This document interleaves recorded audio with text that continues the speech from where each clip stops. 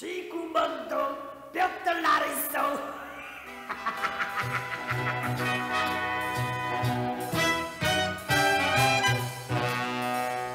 정치유 3등이라 관세를 마오. 깜깜한 쥐구멍도 볕들 나리소. 인기라 돌고 돌아 있다가 없는 그 앞으로 어찌 될지 누가 알겠소. 무정한 정치자들 뉴스 엎드려소.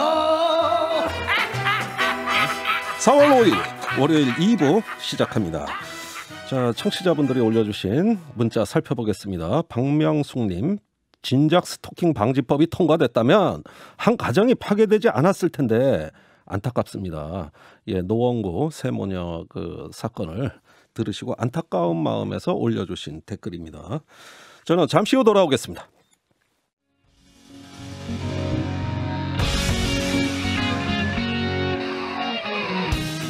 기준 아웃, 기분 아웃, 기운 아웃. 김종대의 뉴스 아웃. 요즘 정치권 최고 관심사, 이틀 앞으로 다가온 4.7 재보궐선거입니다. 오늘이 지나면 딱 하루밖에 선거 기간이 남지 않네요. 양측 후보들 막바지 선거 유세에 총력을 집중하고 있습니다. 오늘 양당 후보 캠프에서 마지막 선거 유세차 나오셨습니다. 어떤 준비하고 있는지 들어볼까요? 더불어민주당의 김영배, 박영선 후보 캠프 전략본부장, 김남국 의원 두 분 나오셨고요. 국민의힘에서는 오신환 공동선대위원장, 허은하 뉴미디어 본부장 나오셨습니다. 네 분 안녕하세요. 안녕하세요. 네, 안녕하세요. 네. 반갑습니다. 그 평소에 국회에서나 뭐 자주 뵙는 분들이죠. 예, 후보들끼리는 열심히 싸웠지만 서로 좀 칭찬도 해주시고. 예, 좀. 실물이 훨씬 더 다 잘생기셨습니다. 아유, 벌써 칭찬부터 나옵니다. 네, 아주 분위기 좋습니다. 성공. 네. 보냈는데 안 오는데요. 아, 그래요? 네, 칭찬 좀 해보세요. 네. 자, 선거 이틀 남았습니다. 이렇게 유세 참여하다 보면 이제 막판에 판세 이런 거 촉이 느껴지잖아요. 어떻게 보시는지 몹시 궁금하네요. 우선 여당부터 들어볼까요? 막판 판세 어떻습니까? 예, 어제 사전 투표가 이제 마감이 됐는데요. 현장의 열기를 확인해 보니까 네. 민주당 지지층이 급속하게 결속되고 있구나라는 걸 이제 확연히 느낄 수가 있었습니다. 오, 사실 그래요? 이제 깜깜이로 들어간 지가 이제 좀 됐는데요. 네. 선거는 원래 이제 한 2% 3% 이렇게 내에서 싸움을 여당이 하게 되는 게 이제 보통 통상 상례입니다. 네. 근데 결국 마지막 피치 올리는 쪽이 좀 기대를 할 수 있지 않을까. 뒷심이 이렇게, 좋다. 예, 생각을 하고 있고요. 어제 노원구 유세를 직접 가봤는데 현장 열기도 대단하더라고요. 예. 예, 그래서 저희들 입장에서는 끝까지 한 분 한 분 더 이제 진짜 한 표가 모자란다 이런 자세로 호소를 드리고 있습니다. 절박한 마음이란 말씀이신데요. 자, 그럼 야당 입장 들어볼까요? 국민의힘 어떻게 보십니까? 시민들께서 이번 선거에 대한 의미를 너무나 잘 알고 있다 이렇게 생각하고 있고요. 네. 이번 선거가 박원순 전 시장의 성추행 사건으로 시작된 거 아닙니까? 네. 그리고 문재인 정부 4년 차에 들어서서 지금 문재인 정부가 지금 부동산 실체 그리고 부동산 LH 땅 투기 이런 문제들에 대한 분노에 대한 심판 선거라는 것을 명확하게 알고 있기 때문에 저는 그 추세가 계속적으로 이어지고 있다 이렇게 보고 있습니다. 그래서 여론조사 공표 전에 발표됐던 그런 여론조사 추이가 전혀 요동치지 않고 그대로 유지되고 있다 이렇게 생각하고 있습니다. 예. 네, 심판 선거의 분위기는 변한 것이 없다 이런 말씀이신데요. 자꾸 심판 이러시다 보면은 지금 국민의힘 후보도 자꾸 뭐 의혹이 불거지고 있고 그러는데 좀 부작용 없을까요? 너무 또 네거티브 선거로 가면 야당 어떻게 보십니까, 우리 허 의원님? 우선 뭐 판세 보면은 현장에서는 저희는 확실한 승리를 얘기할 수 있을 것 같아요. 그런데 사실 끝까지 방심하면 안 된다고 느끼는 게 총선 때도 현장에서는 저희가 승리할 것처럼 느껴졌었습니다. 네. 대부분 뭐 유세차라던가 우리 만나러 오시는 분들은 저희를 응원하시는 분들이 많이 오시기 때문에 예. 좀 발언들도 좀 세지고 좀 강하게 이야기하는 경우도 있습니다. 예. 근데 끝까지 가봐야 되는 거다라고 저희 생각하고 있고 끝까지 뒷심. 예. 사실 뒷심하면 오세훈 후보입니다. 다들 그렇군요. 아다시피. 예. 그래서 뒷심 발휘하면서 큰 차이로 승리할 수 있도록 최선을 다하겠습니다. 아니 서로 뒷심이 세다고 주장하시니. 예. 그러면은 지금 민주당에서는 막판에 낮은 자세, 읍소 전략이 계속 나오고 있어요.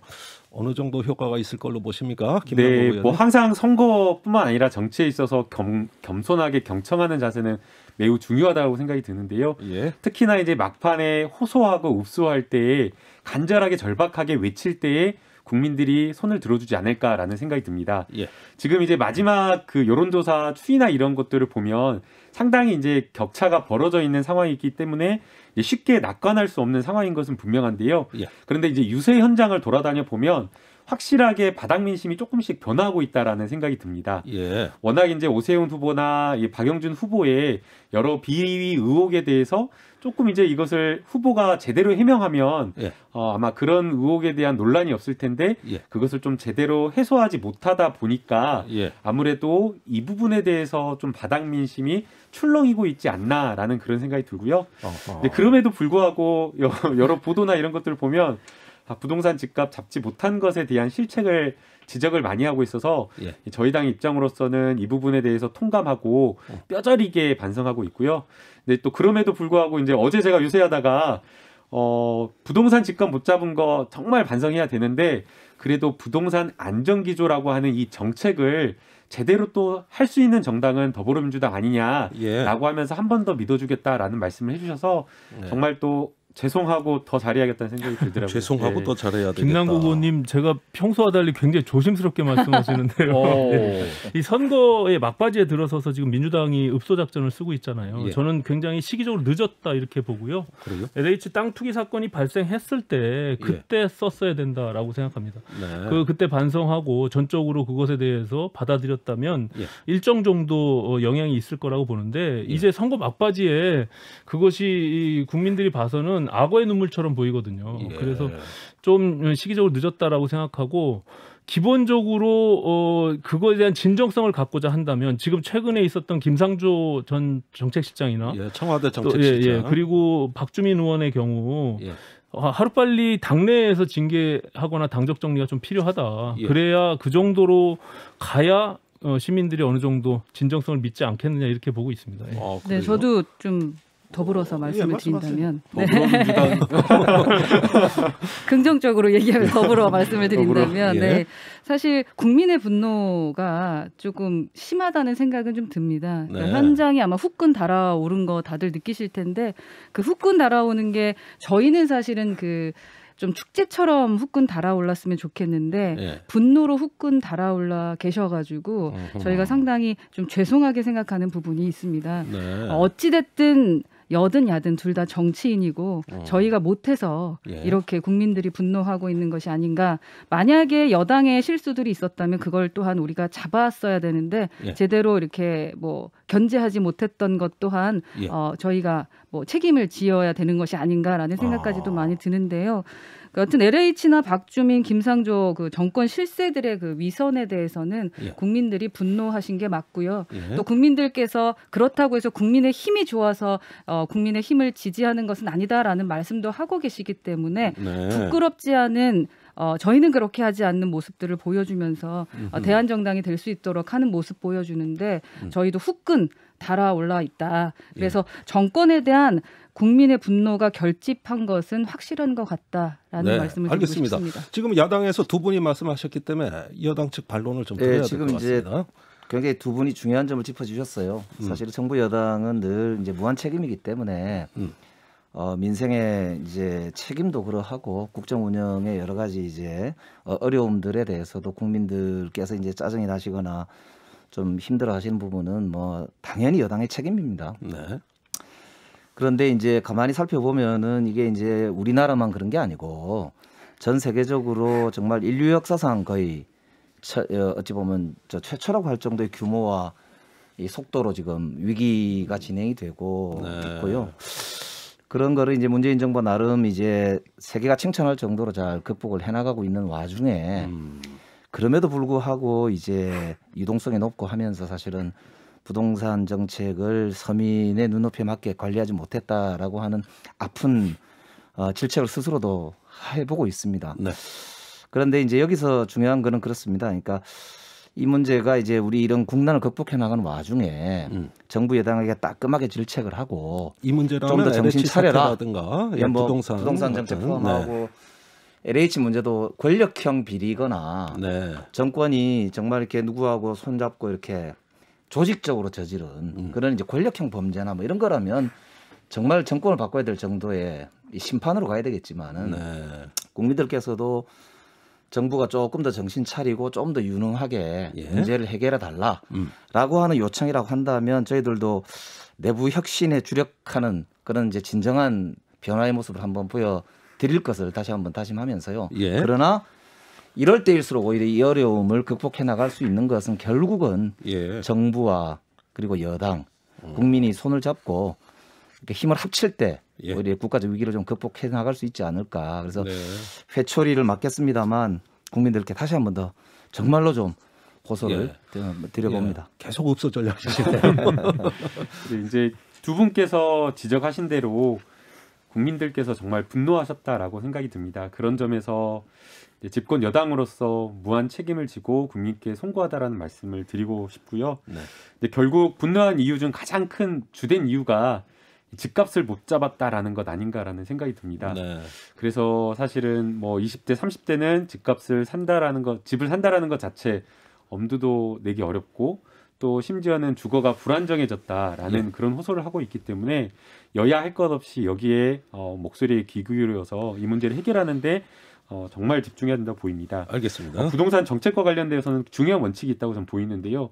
투기를 기본적으로는 차단해야 되고 무주택 실수요자들에게 주택 공급하고 그리고 자주택자들에게는 공평하게 과세해가지고 투기 수요를 억제하는 이 정책으로 가야 되는데 예. 이제 국민의힘 쪽에서는 항상 어떻게 보면 규제를 푸는 쪽으로만 이렇게 하다 보니까 예. 또 집값을 또 요동치게 하는 것 아니냐는 걱정을 좀 불러일으키는 것 같습니다. 예. 실제 이제 이번에 오세훈 후보도 뭐 이제 재개발 재건축 공급을 늘린다라고 이야기를 하면서 말을 하다 보니까 네. 또 사실은 실제 이 재개발 재건축을 중심으로 해서 막 집값이 막 요동을 쳤거든요. 그리고 알겠습니다. 이제 그 다음에 이제 이런 논란이 생기니까 이제 그렇게 동시다발적으로 하지 않고 순차적으로 하겠다라고 부동산 문제는 했는데 조금 있다가 저희가 네, 또 정책 그래서- 토론을 다 준비했거든요. 네, 이런 근데 부분에 여기서 대한 한 번 고민을 그래도 말씀을 같이 하고 함께할 가야 필요가 될 있는 것 같은 게 김영배 의원님 말씀 주신 거 정말 좋은 말씀이시고 지금 김남국 의원님 말씀하신 것도 그런 것 같아요. 근데 여기서 네. 저희가 꼭 한번 짚고 가야 되는 게 이 선거는 보궐선거입니다. 재보궐선거. 예. 치르지 않아도 되는 선거를 치르게 됐다라는 점을 간과하셔서는 안 된다. 알겠습니다. 지금 우리 정권을 지금 심판하기 위한 것이 아니라는 거.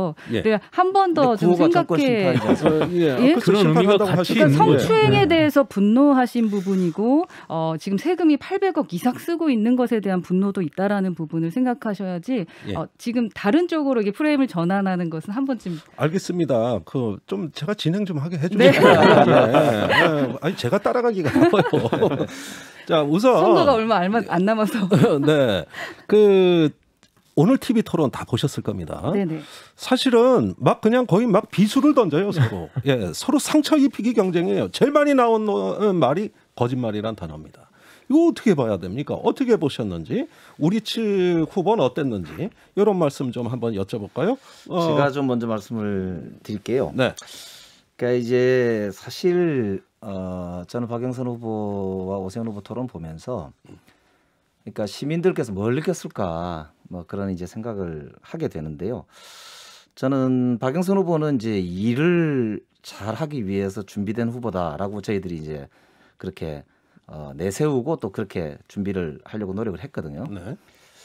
근데 이게 토론을 하는 걸 보면 참 아쉬웠던 게 이 상대방을 좀 말을 듣고 존중해주는 자세가 좀 아쉽더라고요. 그러니까 그게 서울시장 정도 되는 자리라면 1000만 서울 시민을 대표하고 서울시가 전 세계적으로도 아주 이제 반열에 올라 있는 도시거든요. 네. 그렇기 때문에 시장이 가지고 있는 기본적인 태도나 어떤 자세 이런 게 매우 중요합니다. 특히 공직자는 특히 선출직 공직자는 그래도 그 도시를 대표하는 품격과 어떤 그 향기가 있어야 되는 것이거든요. 네. 그런데 이제 그 상대를 좀 무시한다거나 아주 거만하게 보인다거나 이런 예. 이제 과정이 좀 굉장히 아쉬웠다 이런 말씀드리고 싶고. 어떤 대목에서 그런 느낌이? 그러니까 예를 들면 이제 이 말씀을 자주 끊을 뿐만 아니고 굉장히 이렇게 표정 같은 거나 이런 게 이제 전반적으로 제일 많이 이제 받으신 오세훈 후보의 예. 이제 문제가 좀 그 지점이 아니었나 이런 말씀을 태도를 이야기하시네요. 드리고 싶고요. 하나 사실 지금 현재 논란이 되고 있는 내곡동 문제도 결국 본질은 뭐냐면은 본인이 스스로 안철수 후보하고 토론할 때 내가 문제가 있거나 보고를 받았거나 관여를 했거나 하면 사퇴하겠다, 정계를 떠나겠다 이렇게 본인이 먼저 말을 해서 시작된 거예요. 예. 민주당 측이나 우리 후보 측에서 뭐 문제 제기를 하거나 거기에 대해서 물어보거나 한 게 아니거든요. 네. 시작은 그랬다. 그 시작이 그랬고 또 그 뒤에 본인이 계속 말을 바꾸면서 문제가 커진 거예요. 예. 그러니까 그렇기 때문에 이게 문제 본질이 무슨 특혜를 받았냐 아니냐 이런 게 아니고 본인 스스로가 먼저 후보단일화 과정에서 국민들한테 약속을 했단 말이에요. 문제가 있거나 내가 알았거나 좀 이상한 게 나오면은 증언이 나오면 사퇴하겠다, 정계를 떠나겠다 이렇게 하면서 네. 문제가 시작된 거라 저는 뭐 다른 이야기는 할 거 없다고 생각을 하고요. 진실성의 문제다. 그렇죠. 결국에는 알겠습니다. 공직자는 핵심이 예. 결국 진실 아닌가. 예, 반론 들어야 되겠네요. 누가 하시겠어요? 오신환 이제 선대위원장. 토론에서 당연히 서울의 미래 비전이나 정책에 대한 토론이 되어야 되는 건 너무나 마땅한데 지금 몇 차례 토론 과정들을 보면 그렇지 못한 것은 사실상 초지일관 네거티브 흑색 성전을 한 박영선 후보 측에 문제가 있는 거 아니겠습니까? 그러니까 오세훈 후보는 오랜 경험 속에서 본인이 갖추어진 미래에 대한 비전들을 늘 얘기하고 있어요. 그렇기 때문에 오세훈 후보는 본인의 얘기를 하는 반면에 박영선 후보는 늘 상대 후보 오세훈의 얘기를 하고 있거든요. 기승전 내곡동으로 귀결되고 있는 부분들이 결과적으로 토론에 대한 정책들을 제대로 보일 수 없는 그런 상황을 만드는 거죠. 그렇기 때문에 지금 지난 토론에서도 박영선 후보께서 오세훈 후보의 표정이나 뭐 아니면은 뭐 태도에 대해서 이렇게 얘기하면서 그것이 결과적으로 확신했다, 거짓말하는 것으로 확신했다라고 하는 이상한 꼭 관심법을 개발해서 말하는 것처럼 관심법으로? 그런 이야기들을 하시는데 사실상 그런 부분들에 대해서는 사실 동의하기가 좀 어렵고요.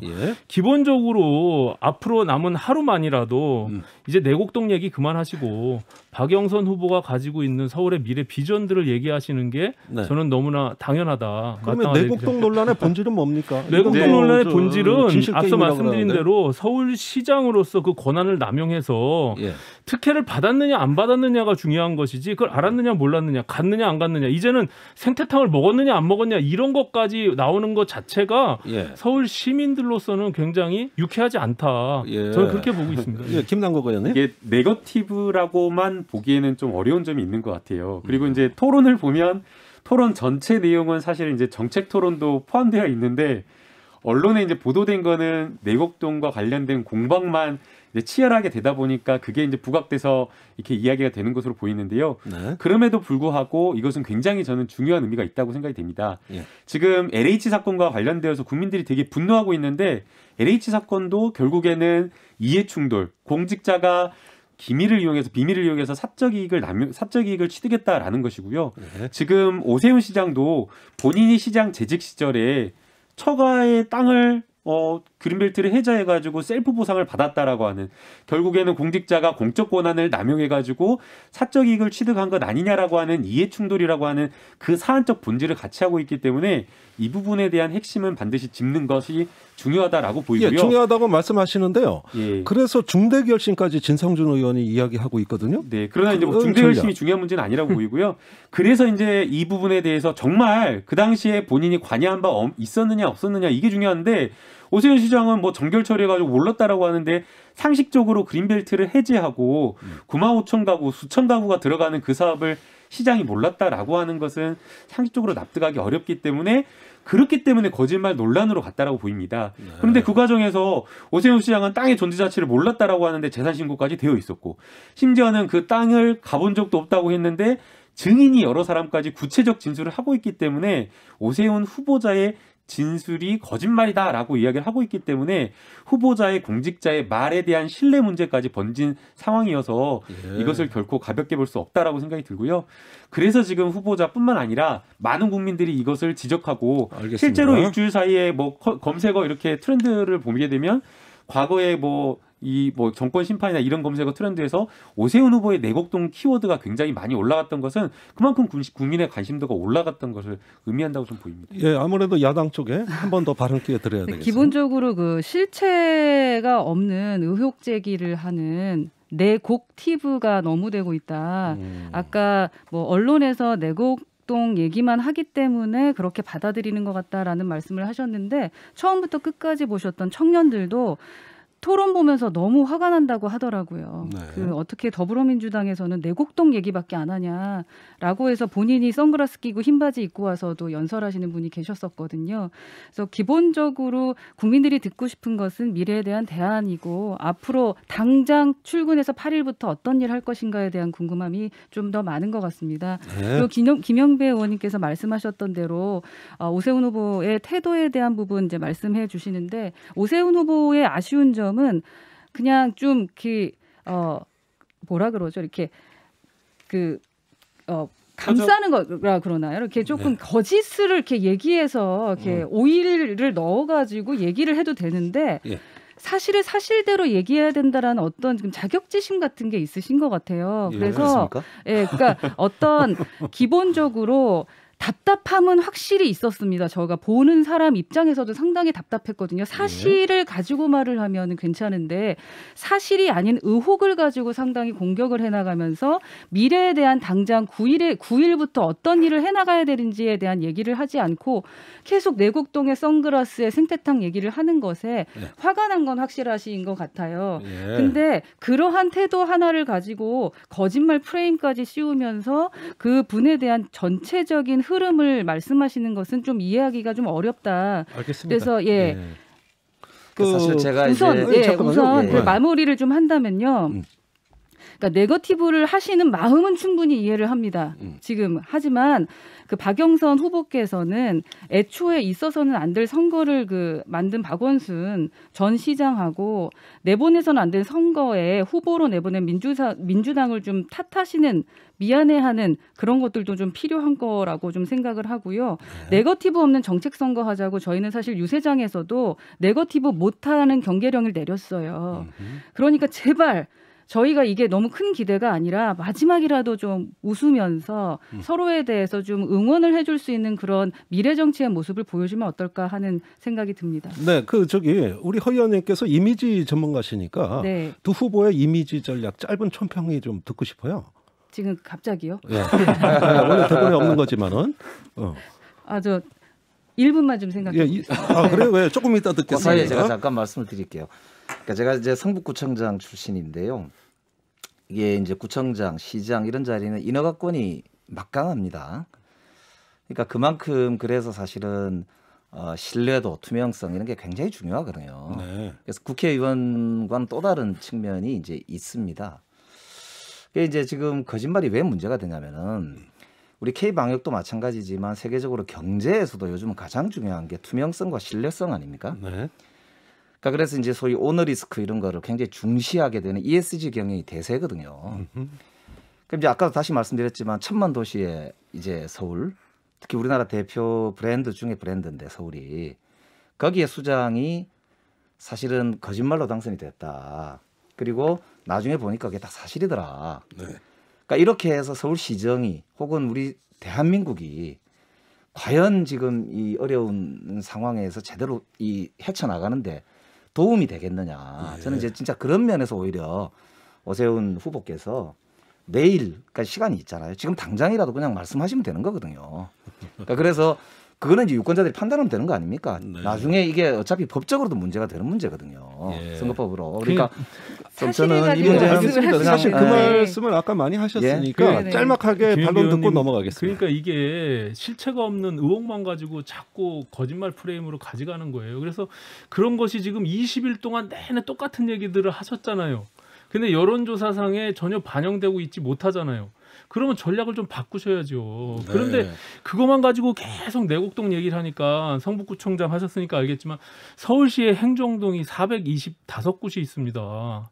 그 왜 내곡동만 얘기해요? 우리 동네에 있는 신림동도 얘기해주고, 예? 은평구에 있는 무슨 다른 동도 얘기해주고 그래야지. 근데 알겠습니다. 어떻게 모든 내용들을 내곡동만 갖고 선거를 치르냐는 것이죠. 그래서 그만큼 결과적으로 청렴하다는 거죠, 오세훈 후보가. 시민들은 이미 그 부분에 대해서 결론을 낸 거거든요. 그래서 알겠습니다. 좀 전략을 좀 바꾸시는 게 마땅하다 저는 이렇게 봅니다. 이 정도로 이 문제는 정리하고 아까 허은나 의원님 1분만 시간 달라고 했는데 생각도 하셨어요? 이미지에 대해서 계속 고민을 하는데 아무래도 그 박영선 후보에 대해서는 긍정적인 이미지가 안 나오니까 형평성이 괜찮겠습니까? 오세훈 후보는 이게 1분을 주시면 저희한테도 1분을 주셔야 돼요.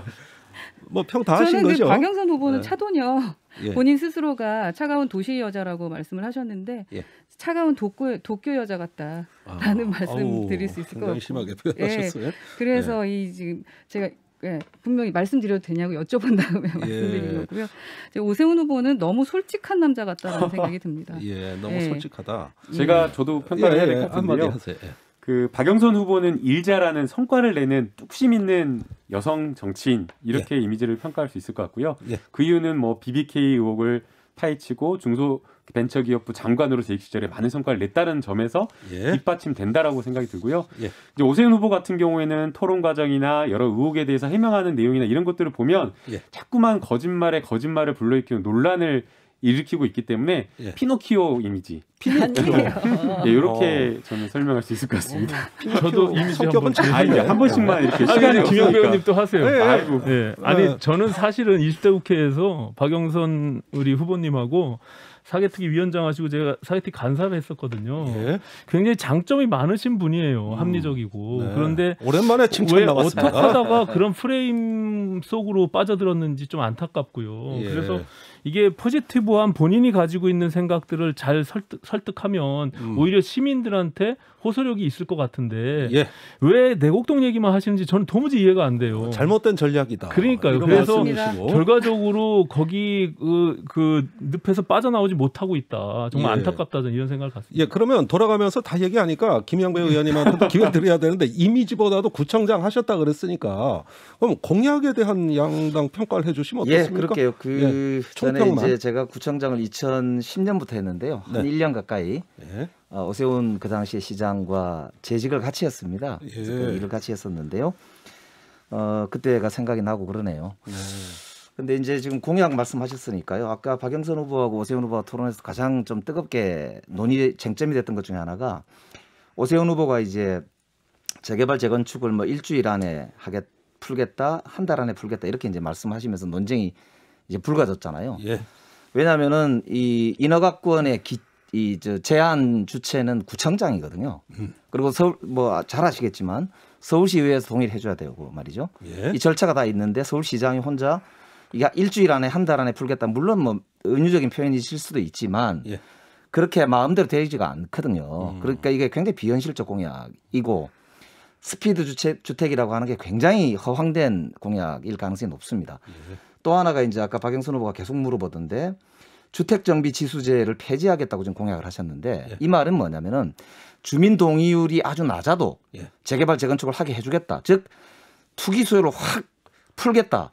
이 의미로 받아들여지거든요. 지금 그렇지 않아도 우리가 투기 때문에 난리고 이 정부도 지금 그 투기를 잡느라고 온 지금 행정력을 모으고 있는 상황이고 야당에서 그것과 관련해서 엄청나게 여당을 비판하고 있는 상황 아닙니까? 그런데 지금 옛날에 오세훈 시장이 이명박 전 시장과 함께 했던 뉴타운 그 광풍 때문에 제가 구청장 할 때 무척 힘들었습니다. 사실은. 서민들이 쫓겨나고 심지어 용산 참사까지 발생하는 서민들의 이 눈물의 구덩이거든요. 근데도 지금 또 그거를 규제 해제 완화 이런 걸 통해서 투기 수요를 자극하겠다는 식으로 이렇게 하는 건 굉장히 무책임한 공약이다. 반론을 좀 들어야 될 것 같습니다. 아니 지금 이 정부가 3년 내내 공급이 부족하지 않다라고 하면서 최근에 들어서 이제 변창흠 장관 들어와서 공급 얘기를 하잖아요. 규제를 안 풀고 어떻게 공급을 합니까? 그리고 지금 박영선 후보가 공급량 늘리겠다고 하는 것과 별반 다르지 않아요. 그러니까 시장이 할 수 있는 다르죠. 역할들을 하겠다는 거거든요. 2종 일반 주거 지역에 7층 규제 있는 거 그런 거 하겠다는 거예요. 30층 고도 제한 그런 것들이 시장이 기존의 법이나 조례에서 근거하지 않은 그런 도시건축위원회에서 제안하고 있는 부분들이 있거든요. 그것을 조금 더 촉진해야 기본적으로 민간 시장을 활성화해야 공공기여분이 나오게 돼 있거든요. 아이러니하게도 지금 문재인 정부 3년 동안요. 공공주택이 지금 얼마만큼 지금 공급됐는지 아십니까? 기본적으로 전체의 5% 정도뿐이 인허가를 안 했어요. 오세훈 시장 5년 재임 시간 동안 22.9%를 인허가했어요. 공공만. 그게 뭐를 반증하냐 하면 뭐의 22.9%죠? 전체 공급량의 어느 전체? 전체 주택 공급량에 민간 주택 말고 서울 말씀이시죠? 서울이요, 서울. 예, 서울이죠, 당연히. 지금 우리 서울시장을 뽑는 거니까. 근데 지금 서울의 경우 아까 말씀드린 대로 인허가를 기준으로 보면 오세훈 시장 재임 시절에 22.9%가 공공주택이에요. 그런데 문재인 정부의 3년 동안의 평균이 4.9%입니다. 이게 뭘 말하겠습니까? 민간 시장을 너무나 규제하고 그것을 막았기 때문에 공공에서 그것을 뒷받침해주지 못하는 거예요. 역설적이게도. 네. 그런 것들이 결국에는 서민 그리고 청년을 얘기하고 무주택자들을 얘기하면서 실제 정책이 시장에 반영되지 않기 때문에 역설적이게도 그분들한테 아픔을 주고 있는 거거든요. 근데 그거는 이제 굉장히 오해신데요. 알겠습니다. 참여정부 시절에 노무현 정부에서 국민임대주택법을 대폭 개정해서 만들면서 그 법에 따라서 지금 내곡지구도 결국 세곡지구, 내곡지구 하는 게 이야기가 논란이 나오는 이유도 네. 출발이 노무현 대통령이 국민임대주택을 대폭 짓기 시작하면서 그거의 연장선상에서 지금 쉬프트도 그렇고 다 나온 거거든요.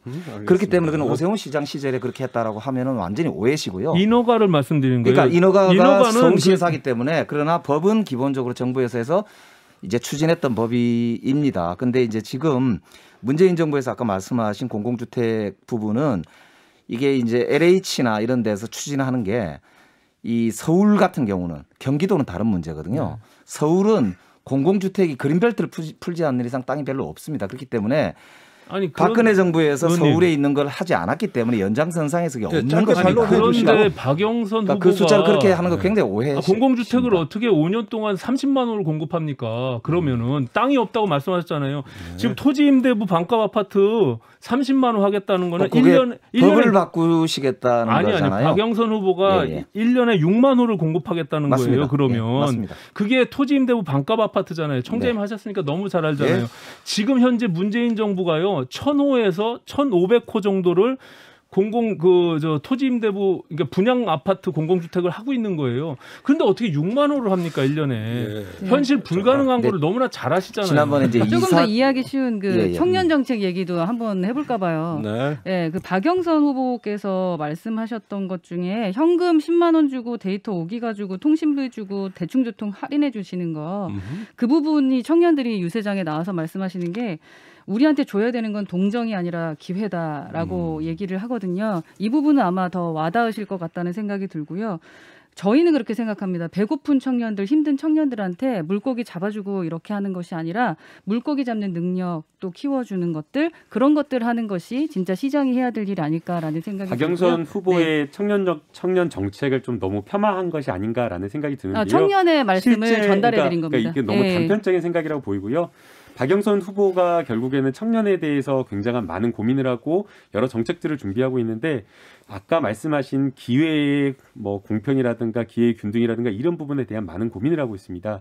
그래서 가장 어려워하고 있는 게 대학을 졸업한 이후에 출발선상이 다 다르다라고 하면서 누구는 부모 지원 받아가지고 뭐 하고 싶은 거 다 하고 누구는 어디 월세 방조차 구하지 못해가지고 뭐 준비하고 싶은 것들을 하지 못하는 그런 어려움이 있기 때문에 무이자로 5천만 원을 다 청년들에게 대출을 하고 나중에 자리 잡고 난 다음에 30대, 40대까지 나눠서 갚을 수 있는 정책도 준비하고 있고요. 또 그리고 코로나19로 인해서 굉장히 또 취업이 늦어졌다라고 이야기를 하고 있거든요. 취업이 늦어진 만큼 학생들이 또 서울에서 주거 1인 가구의 여러 주거 이 월세 방 구하는 것 자체가 사실 힘들어졌습니다. 그래서 과거에 박원순 시장 시절에도 사실은 청년 주거 정책 지원으로 해가지고 한 6천여 명 정도 지원을 했던 것을 이것을 획기적으로 대폭 늘려가지고 일반 청년들에게까지 1인 가구에게까지 지원을 늘리는 그런 정책을 준비하고 있기 때문에 네. 지금 말씀을 들으면 되게 정책들이 되게 좋아 보이는데. 잠깐만요. 네. 제가 마무리할게요. 네. 이것을 어떤 사람의 어떤 후보자의 정책을 깎아내리거나 이렇게 하기보다는 각 후보자의 좋은 정책들이 있다라고 한다면 정말 그 정책을 청년들을 위해서 같이 함께 고민하고 실행하고 집행하는 것을 또 고민했으면 좋겠습니다. 그 좋은 말씀이신 것 같습니다. 좋은 것들은 따라하는 게 좋을 것 같고요. 오늘 조금 전에 잠깐 말씀드렸던 것처럼 그 청년의 말씀을 전달드렸다라는 말씀을 드리고 그러면서 이제 공감 능력 말씀을 하시더라고요. 통역대학원을 다니시는 분께서 나오셔서 말씀하시는데 AI 얘기하시면서 그 부분은 알고 계시잖아요. 통역대학원에 다니는 학생 앞에서 AI가 발달돼서 AI 통역에 대한 얘기를 하시는 그분에 대해서 어떻게 진심으로 청년을 위하는 정책을 세운다고 생각할 수 있을까라는 말씀을 하셨다까지 말씀을 드리려고 했습니다. 이 부분은 저희에 대한 얘기가 아니라 청년에 대한 말씀드립니다. 김 의원님 말씀하신 여러 가지 좋은 정책들 그 이전에 사실 청년들이 지금 분노하고 있는 이유를 너무나 잘 아시잖아요. 아까 부동산 문제도 얘기하셨지만 공정과 정의의 가치가 무너진 거예요. 아까 말한 대로 부모 잘 만나서 스펙 쌓고 그것이 대표적으로 상징인 게 누굽니까? 조국 전 장관이 그걸로 인해서 지금 분노하는 그 마음들이 지금까지 온 거거든요. 윤미향 사태 그리고 최근에 그 이중성과 위선이라고 하는 김상조 박주민 의원 같은 경우 거기에서 20대 청년들이 분노하는 거예요. 똑같은 출발선상에 있지 않고 공정한 기회들을 달라는 거거든요. 이제 그런 것들을 봐야 될 필요가 있다는 거죠. 정책이 굉장히 좋은 정책들이 양쪽 후보들이 있을 수 있어요. 하지만 기본적으로 국민들, 이 청년들이 갖고 있는 상실감 그리고 내가 원하지 않았음에도 불구하고 벼락거지를 만들어서 이 정권 내에서는 무주택 서민이나 청년들이 집 사는 것을 포기해야 되는 이런 것들이 오는 상실감들이 분명히 있는 거거든요. 이제 그 부분에 대해서는 앞서 말씀드린 대로 민주당에서 반성하고 있는 거잖아요. 저는 진짜 우리 너무 긍정적이니까 하나만 질문을 하자면 좀 주고받고 하시죠. 제가 질문을 한번 해보면 그 일간지 더불어민주당 지지하신 한 일간지 기자님이 저희 연설 나온 학생들한테 바보라서 그렇다라고 쓴 거 글 알고 계시죠? 그러면서 취업 나오시는 분들 저분들 얼굴 기억했다가 면접에서 떨어뜨려야 된다라고 말씀하시는 그 기자분에 대해서는 두 분 어떻게 생각하시는지 그러니까 이게 이제 그 경쟁이 격화되고 하면서 선거 때 이제 상대방을 아프게 하는 말들이 이제 참 저희들도 가슴이 아프죠. 그런데 이제 이 정치 공간이라고 하는 게 특히 선거 공간은 공적인 공간이지 않습니까? 그러니까 거짓말이 있어서는 안 되거든요. 그리고 또 거짓말로 가시면 어떡해요? 이게 이제 똑같습니다. 상대방을 아프게 하는 말도 사실은 아까 금방 말씀하신 그런 부분도 결국에는 이게 이제 우리가 공론을 모으려면 상호가 공존할 수 있는 토대가 기본적으로 신뢰거든요. 근데 이제 짧게 맺어 주셔야 됩니다. 아까 이제 우리 그런 이제 젊은이들에 대한 말씀을 들을 때마다 전 정말 되돌아보게 되고 여당이 무한 책임을 느낍니다. 그렇기 때문에 그런 부분은 함께 해결해 나가기로 하고요. 저도 하나 여쭤보고 싶은 게 시간이 없는 거죠 이제. 있어요. 그러면은 이렇게 하겠습니다. 맺은 말을 한 마디씩 할 기회를 드릴게요.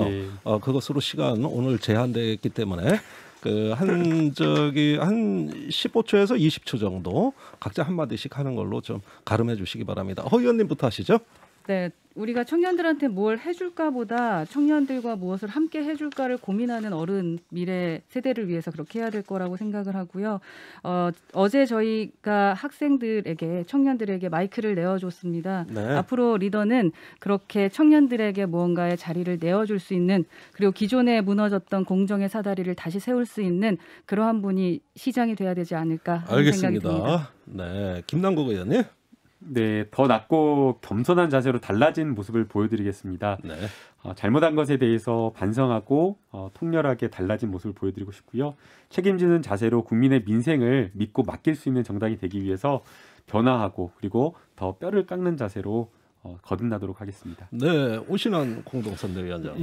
오세훈 후보에게 주시는 성원과 지지가 국민의힘이 잘해서 주신다고 생각하지 않습니다. 저희도 더욱더 변화하고 혁신하면서 다시금 신뢰를 회복하기 위해서 뼈를 깎는 노력을 하겠고요. 네. 다만 이번 선거 서울과 부산이 왜 보궐선거를 치르게 됐는지를 예. 다시 한번 기억해 주시고요. 피해자는 아직도 고통받고 있습니다. 여전히 민주당은 반성하지 않고 2차, 3차 가해를 가하고 있어요. 자칫 잘못하면 용산공원이 박원순 공원이 될 수도 있습니다. 이런 네. 부분들에 대해서 생각해 주시고 기본적으로 국민이 권력을 이기는 방법은 투표입니다. 네. 그래서 위선과 무능을 이길 수 있는 투표 참여 꼭 해주시고 네, 또 줄여두시죠. 내로남불 반드시 이기기 위해서 투표를 꼭 네. 해주시기 부탁드립니다. 알겠습니다. 자, 짧게 좀 예, 해주세요. 역시 어려울 때 힘을 발휘하는 것은 등급은 소나무입니다. 예. 우리 등급은 소나무가 선산을 지킨다고 합니다. 못나도 미워도 우리 민주당이 집권 여당으로서 이 국난을 극복하고 국민들과 함께 예. 민생을 살필 수 있도록 우리 일 잘하는 후보 박영선 후보에게 기회를 꼭 한번 예. 주십사 하는 말씀 올립니다. 알겠습니다. 자, 이틀 앞으로 다가온 선거 박영선 캠프의 김연배 전략본부장, 김남국 의원, 국민의힘의 오신환 공동선대위원장, 허은하 뉴미디어 본부장이었습니다. 네 분 수고 많았어요. 감사합니다. 예, 감사합니다.